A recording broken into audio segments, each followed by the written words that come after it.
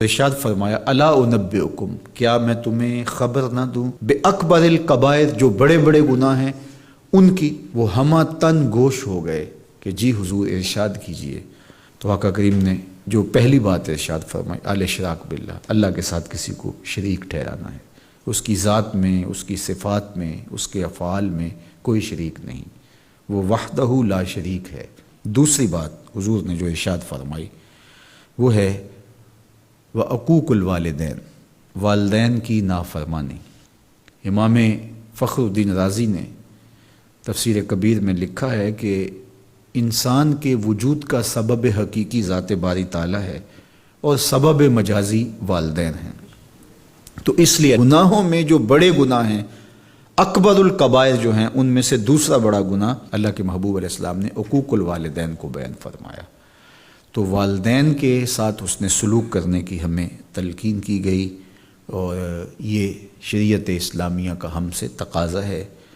اور ویسے بھی اولاد اگر طبعاً فطرتاً شکر گزار ہو تو وہ ہو ہی نہیں سکتا کہ وہ اپنے والدین کی نافرمانی کرے۔ اللہ کے محبوب علیہ السلام نے ایک موقع پہ ارشاد فرمایا کہ ملعون من سب اباہ، ملعون من سب اباہ، وہ شخص لعنتی ہے جو اپنے ماں باپ کو گالی دیتا ہے۔ تو کتنی سخت مذمت کی گئی اس شخص کی جو والدین کی نافرمانی کرتا ہے۔ ایک موقع پہ حضور علیہ السلام نے فرمایا رغم انفن ثم رغم انفن ثم رغم انفن، 3 مرتبہ فرمایا۔ اس شخص کی ناک خاک آلود ہو، پھر اس کی ناک خاک آلود ہو، پھر تیسری مرتبہ فرمایا اس شخص کی ناک خاک آلود ہو۔ تو قیلا من یا رسول اللہ صلی اللہ علیہ وسلم، عرض کی یا رسول اللہ کس کی ناک خاک آلود ہو؟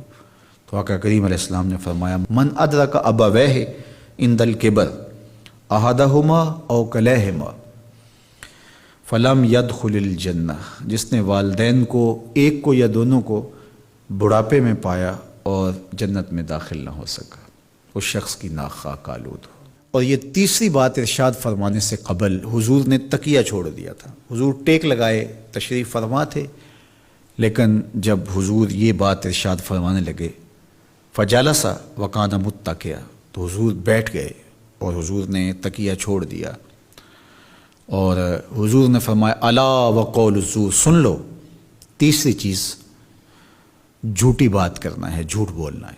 تو یہ ہے اللہ کے محبوب علیہ الصلاۃ والسلام کا سخت تاکید کرنا جھوٹ سے اپنی امت کو بچانے کے لیے۔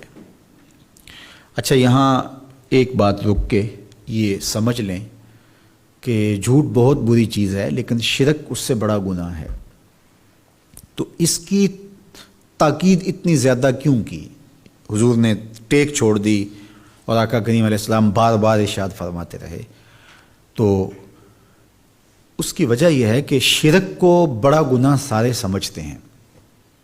اسی طرح ماں باپ کی نافرمانی ہر شخص سمجھتا ہے کہ یہ بہت بڑا گناہ ہے، اور اگر کوئی شخص ماں باپ کا بے ادب ہو، گستاخ ہو، تو لوگوں کی نظروں میں بھی وہ گر جاتا ہے کہ یہ برا شخص ہے کہ ماں باپ کے ساتھ بدسلوکی کر رہا ہے۔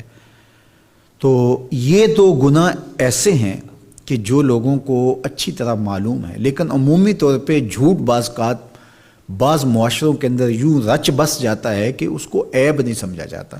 اس لیے حضور نے اس پر خاص تاکید کی اور ٹیک چھوڑ کے آگے بڑھے، اور پھر بار بار ارشاد فرماتے رہے کہ اس کو چھوٹا نہ سمجھنا۔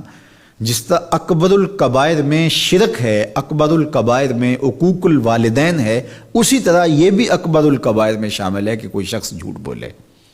تو جھوٹ بولنا یہ اللہ کی ناراضگی کا سبب اور ذریعہ ہے۔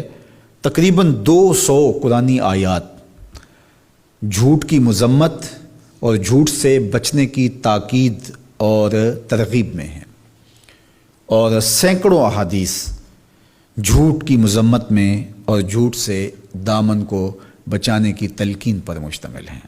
تو اس لیے اللہ کی بارگاہ میں یہ دعا مانگیں کہ اللہ ہمیں جھوٹ کے مرض سے نجات دے، اور ہمیں ہمیشہ سچ اور سچائی کی توفیق سے مالا مال